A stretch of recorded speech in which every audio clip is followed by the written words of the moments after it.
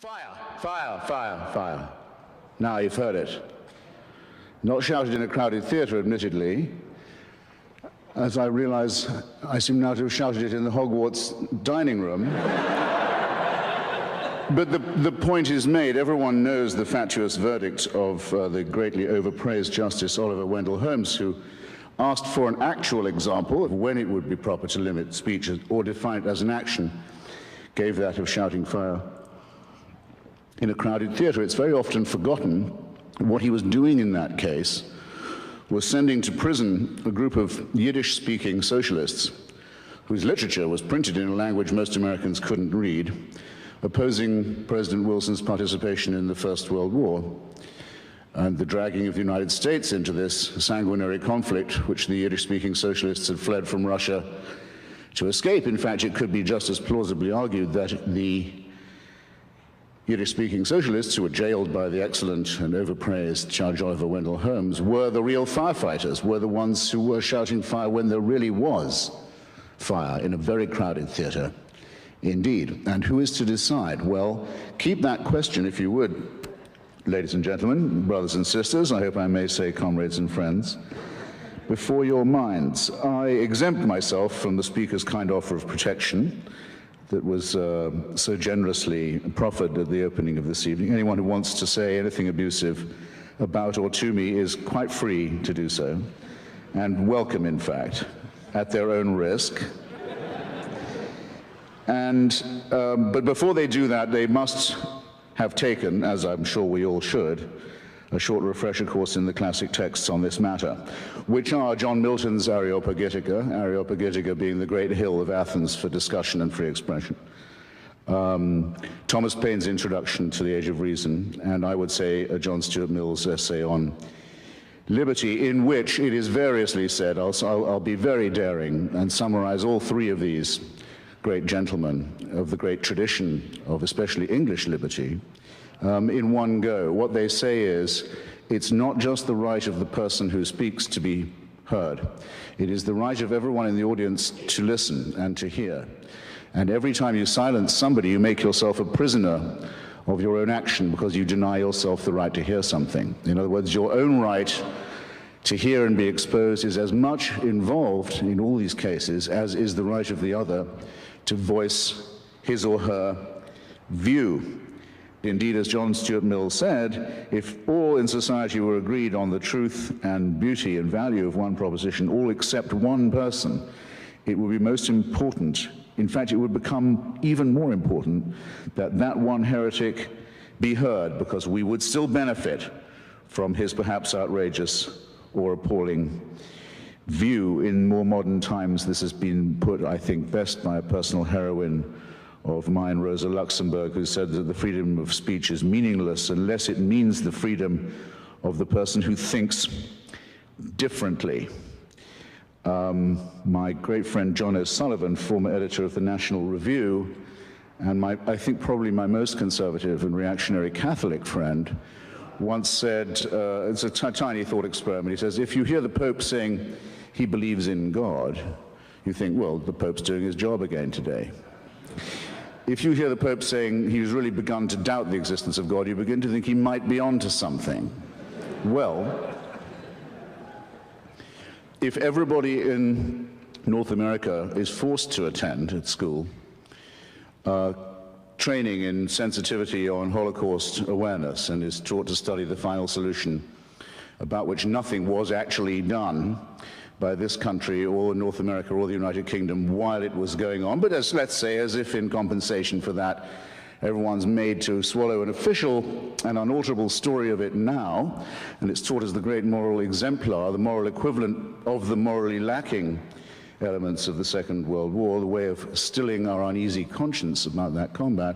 If that's the case with everybody, as it more or less is, and one person gets up and says, you know about this Holocaust, I'm not sure it even happened. In fact, I'm pretty certain it didn't. Indeed, I begin to wonder if the only thing is that the Jews brought a little bit of violence on themselves. That person doesn't just have a right to speak. That person's right to speak must be given extra protection, because what he has to say must have taken him some effort to come up with. might contain a grain of historical truth, might in any case give people to think about why do they know what they already think they know? How do I know that I know this, except that I've always been taught this and never heard anything else? It's always worth establishing first principles. It's always worth saying, what would you do if you met a Flat Earth Society member? Come to think of it, how can I prove the Earth is round? Am I sure about the theory of evolution? I know it's supposed to be true. Here's someone who says there's no such thing, it's all intelligent design. How sure am I of my own views? Don't take refuge in the false security of consensus and the feeling that whatever you think, you're bound to be okay because you're in the safely moral majority. One of the proudest moments of my life, that's to say, in the recent past, has been defending the British historian David Irving, who is now in prison in Austria for nothing more than the potential of uttering an unwelcome thought on Austrian soil. He didn't actually say anything in Austria. He wasn't even accused of saying anything. He was accused of perhaps planning to say something that violated an Austrian law that says only one version of the history of the Second World War may be taught in our brave little Tyrolean republic. The republic that gave us Kurt Waldheim as Secretary General of the United Nations, a man wanted in several countries for war crimes. You know, the country that has Jörg Haider, the leader of its own fascist party, in the cabinet that sent David Irving to jail. You know the two things that have made Austria famous, given it its reputation, by any chance? Just while I've got you. I hope there are some Austrians here to be upset by it.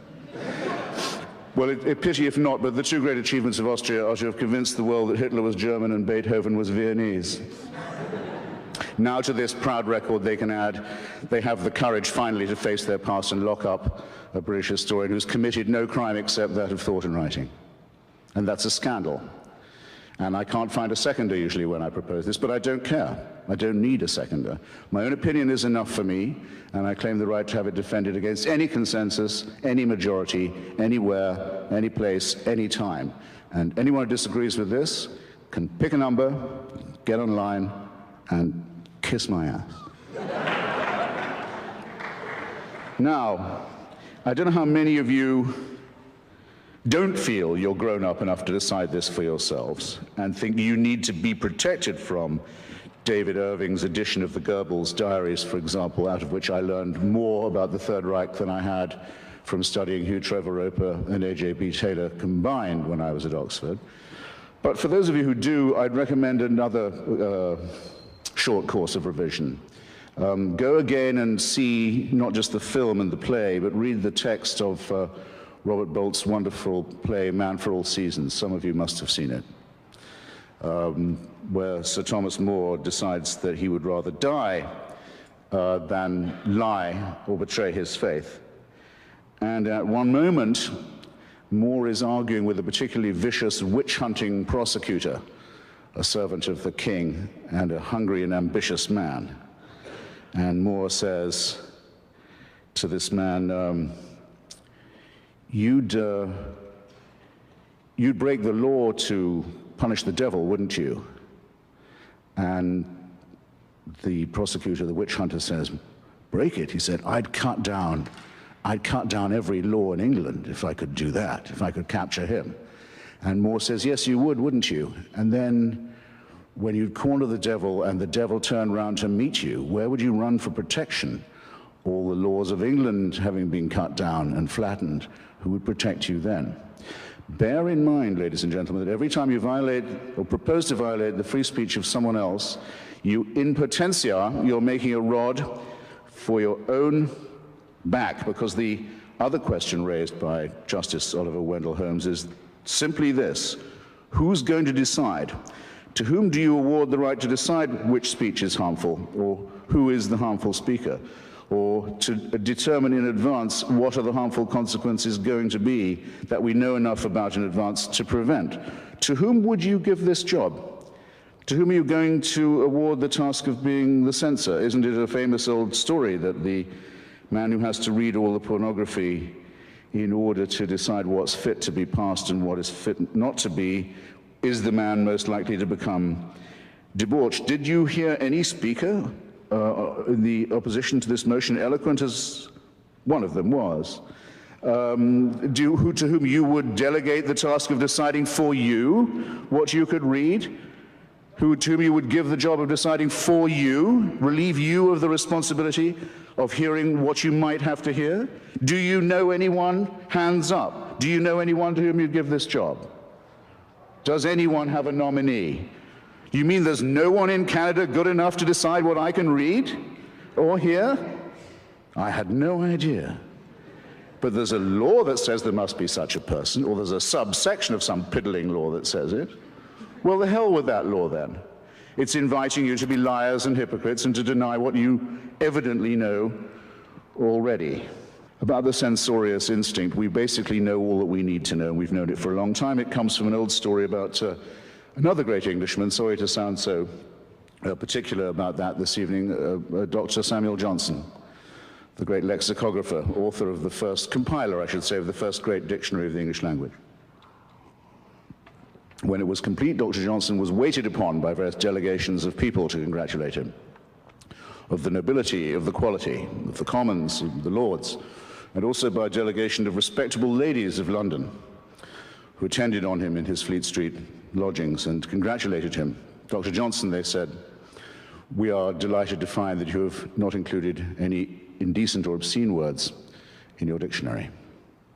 Ladies, said Dr. Johnson, I congratulate you on being able to look them up. Anyone who can understand that joke, and I'm pleased to see that about 10% of you can, gets the point about censorship, especially prior restraint, as it's known in the United States, where it's banned by the First Amendment to the Constitution. It may not be determined in advance what words are apt or inapt. No one has the knowledge that would be required to make that call, and, more to the point, one has to suspect the motives of those who do so. In particular, the motives of those who are determined to be offended, of those who will go through a treasure house of English, like Dr. Johnson's first lexicon, in search of filthy words to satisfy themselves and some instinct about which I dare not speculate. Now, I am absolutely convinced that the main source of hatred in the world is religion and organized religion. Absolutely convinced of it. And I'm glad that you applaud, because it's a very great problem for those who oppose this motion, isn't it? How are they going to ban religion? How are they going to stop the expression of religious loathing, hatred, and bigotry? I speak as someone who's a fairly regular target of this, and not just in rhetorical form. I have been the target of many death threats. I know within a short distance of where I'm currently living in Washington, I can name 2 or 3 people whose names you'd probably know who can't go anywhere now without a security detail because of the criticisms they've made of one monotheism in particular. And this is in the capital city of the United States. So I know what I'm talking about, and I also have to notice that the sort of people who ring me up and say they know where my children go to school, and they certainly know what my home number is and where I live, and what they're going to do to them and to my wife and to me, and who I have to take seriously because they have done it to people I know, are just the people who are going to seek the protection of the hate speech law if I say what I think about their religion, which I'm now going to do. Because I don't have any what you might call ethnic bias. I've no grudge of that sort. I can rub along with pretty much anyone of any, as it were, origin or sexual orientation or language group, except people from Yorkshire, of course, who are completely untakeable. And I'm beginning to resent the confusion that's being imposed on us now, and there was some of it this evening, between religious belief, blasphemy, ethnicity, profanity, and what one might call multicultural etiquette. It's quite common now for people to use the expression, for example, anti-Islamic racism, as if an attack on a religion was an attack on an ethnic group. The word Islamophobia, in fact, is beginning to acquire the opprobrium of that was once reserved for racial prejudice. This is a subtle and very nasty insinuation that needs to be met head on. Who said, what if Falwell says he hates fags? What if people act upon that? The Bible says you have to hate fags. If Falwell says he's saying it because the Bible says so, he's right. Yes, it might make people go out and use violence. What are you going to do about that? You're up against a group of people who will say, you put your hands on our Bible or we'll call the hate speech police. Now, what are you going to do when you've dug that trap for yourself? Somebody said that anti-Semitism and Kristallnacht in Germany was the result of 10 years of Jew baiting. 10 years? You must be joking. It's the result of 2,000 years of Christianity based on one verse of one chapter of St. John's Gospel, which led to a pogrom after every Easter sermon every year for hundreds of years, because it claims that the Jews demanded the blood of Christ be on the heads of themselves and all their children to the remotest generation. That's the warrant and license for, and incitement to, anti-Jewish pogroms. What are you going to do about that? Where's your piddling subsection now? Does it say St. John's Gospel must be censored? Do I, who've read Freud and know what the future of an illusion really is, and know that religious belief is ineradicable as long as we remain a stupid, poorly evolved mammalian species, think that some Canadian law is going to solve this problem? Please.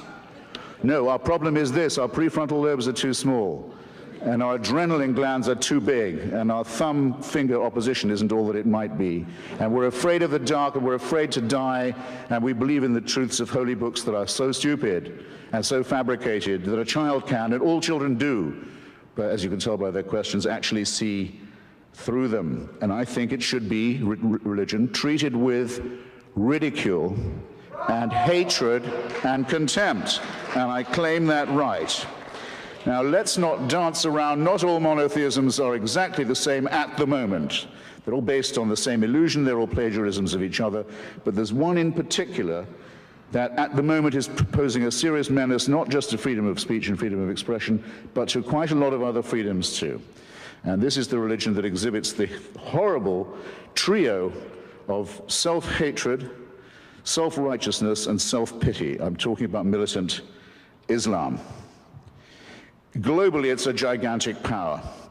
Globally, it's a gigantic power. It controls an enormous amount of oil wealth, several large countries and states, with an enormous fortune. It's pumping the ideology of Wahhabism and Salafism around the world, poisoning societies where it goes, ruining the minds of children, stultifying the young in its madrasas, training people in violence, making a cult of death and suicide and murder. That's what it does globally. It's quite strong. In our societies, it poses as a cringing minority whose faith you might offend, which deserves all the protection that a small and vulnerable group might need. Now, it makes quite large claims for itself, doesn't it? It says it's the final revelation.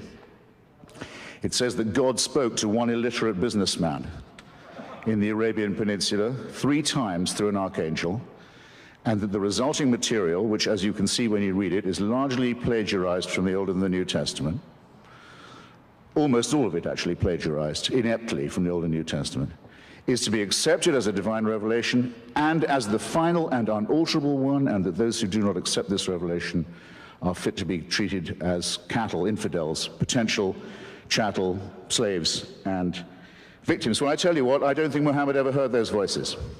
I don't believe it.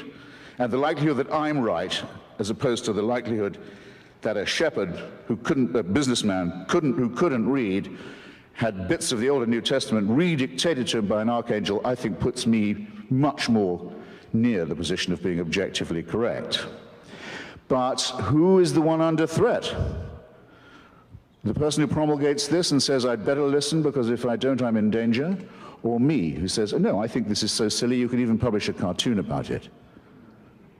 And up go the placards, and up go the yells and the howls and the screams. Behead those. This is in London, this is in Toronto, this is in New York. It's right in our midst now. Behead those who cartoon Islam. Do they get arrested for hate speech? No. Might I get in trouble for saying what I've just said about the Prophet Muhammad? Yes, I might. Where are your priorities, ladies and gentlemen? You're giving away what's most precious in your own society, and you're giving it away without a fight, and you're even praising the people who want to deny you the right to resist it. Shame on you while you do this. Make the best use of the time you've got left. This is really serious. Now, if you look anywhere you like, because we've had invocations of a rather driveling and sickly kind tonight of our sympathy. What about the poor fags? What about the poor Jews, the wretched women who can't take the abuse, and the slaves and their descendants, and the tribes who didn't make it and were told that their land was forfeit? Look anywhere you like for the warrant for slavery, for the subjection of women as chattel, for the burning and flogging of homosexuals, for ethnic cleansing, for anti-Semitism, for all of this. You look no further than a famous book that's on every pulpit in this city and in every synagogue and in every mosque. And then just see whether you can square the fact that the force that is the main source of hatred is also the main caller for censorship. And when you realize that you're therefore this evening faced with a gigantic false antithesis, I hope that still won't stop you from giving the motion before you the resounding endorsement that it deserves. Thanks awfully. Night-night. Stay cool.